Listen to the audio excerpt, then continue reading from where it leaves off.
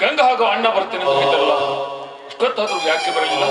ಬರ್ಲಿ, ಇದೊಂದು ಸ್ವಲ್ಪ ಒಟ್ಟು ಹಾಕಿಬಿಡೋಣ, ಅಷ್ಟೊತ್ತಿಗೆ ಬರ್ಬೋದು.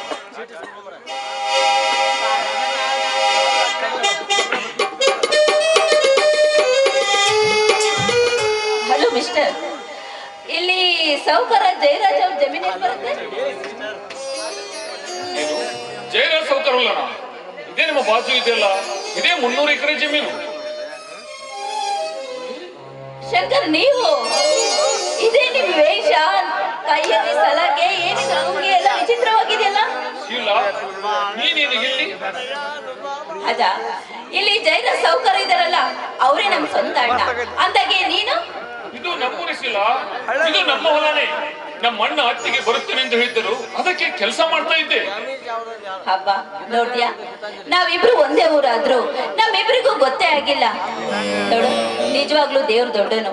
ನಮ್ಮಿಬ್ರು ಪ್ರೀತಿ ಎಲ್ಲಿ ಮುರಿದು ಬಿಟ್ಟಿತ್ತು ಅನ್ಕೊಂಡಿದ್ದೆ, ಆ ದೇವ್ರು ನಮ್ಮಿಬ್ರನ್ನ ಸೇರಿಸ್ಬಿಟ್ಟಿದ್ದಾನೆ. ಎಷ್ಟೊಂದು ಆಶ್ಚರ್ಯ ಅಲ್ವಾ? I love you, I love you Shankar. ಇನ್ನು ಮುಂದೆ ಈ ನಮ್ಮ ಪ್ರೀತಿ ಮುಂದುವರಿಯಲ್ಲ ಶೀಲ. ಯಾಕೆ ಯಾಕೆ ಮಾತಾಡ್ತಿದ್ಯಾ? ನಮ್ ಪ್ರೀತಿ ಬಗ್ಗೆ ಎಷ್ಟೊಂದು ಆಸೆ ಕನ್ಸುಗಳನ್ನ ಇಟ್ಕೊಂಡಿದ್ದೆ, ಅದೆಲ್ಲ ಗೊತ್ತಲ್ವಾ ನಿನಗೆ? ಹೌದು ಶೀಲ, ಕಟ್ಟಿಕೊಂಡಿದ್ದೇನೋ ನಿಜ, ಆದರೆ ಆಗ ನಾನು ಯಾರು ಅಂತ ಗೊತ್ತಿರಲ್ಲ, ನೀನು ಯಾರು ಅಂತ ಗೊತ್ತಿರಲ್ಲ. ಆ ನಿಸರ್ಗವೇ ನಮ್ಮಿಬ್ಬರ ಪ್ರೇಮಕ್ಕೆ ಮಿಲನ ಹಾಡಿತ್ತು. ಆದರೆ ಇಂದು ನೀನು ಶ್ರೀಮಂತರ ಮನೆಯ ಸುಕನ್ಯಾಮಣಿ, ಮೇಲಾಗಿ ಊರಿಗೆ ಯುವರಾಣಿ. ಅರಮನೆಯಲ್ಲಿ ಕಾಲ ಕಳೆಯಬೇಕಾದ ನೀನು ನಮ್ಮಂತ ಬಡವರ ಗುಡಿಸಲು ಮನೆಗೆ ಯಾಕೆ ಬೇರೆ ಹೇಳು? ಇದು ಸಾಧ್ಯವಿಲ್ಲ ಶೀಲ, ಸಾಧ್ಯವಿಲ್ಲ.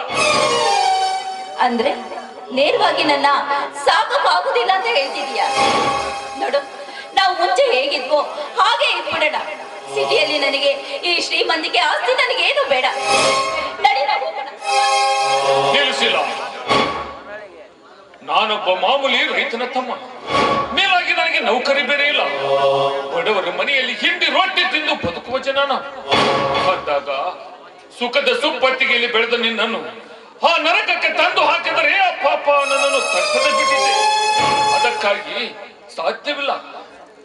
ನೋಡು ಶಂಕರ್, ಈಗಾಗ್ಲೇ ನಮ್ಮಿಬ್ಬರಿಗೂ ಬೀಕ ಮುಗ್ದಿದೆ. ಮುಂದೆ ನಮ್ಮಿಬ್ಬರಿಗೂ ಒಳ್ಳೆ ಕೆಲಸ ಸಿಗುತ್ತೆ. ಆಗ ನಾನ್ ಮೇಲೂ ನೀನ್ ಕೀಳು ಎಂಬ ಭೇದ ಭಾವನೆ ಇರುವುದಿಲ್ಲ. ಏನಂತೀಯ? ನೋಡಿ ಶೀಲ, ಮೊದಲು ನಿಮ್ಮ ಅಣ್ಣ ಈ ನಮ್ಮ ಪ್ರೇಮಕ್ಕೆ ಬೆಲೆ ಕೊಡುತ್ತಾನೆ ಎಂಬುದನ್ನು ಮೊದಲು ನೀರಿ ವಿಚಾರ ಮಾಡು. ಯಾಕಂದ್ರೆ ಮೊದಲೇ ಹಣವಿಲ್ಲದವ್ರನ್ನ ಕೀಳಾಗಿ ಕಾಣುವ ಮನುಷ್ಯ ನಿಮ್ಮಣ್ಣ ಜಯರಾಜ. ಆ ಕೆಲಸ ನನಗೆ ಬಿಡು. ನೋಡು, ಈ ವನಸಿರಿ ಎಷ್ಟೊಂದು ಚೆನ್ನಾಗಿದೆ. ತಂಗಾಳಿ ತೂಗಿ ತೂಗಿ ಒಂದಕ್ಕೊಂದು ಸೇರಿ ಮಿಲನವಾಗುವಂತೆ ವಾಸವಾಗ್ತಿದೆ.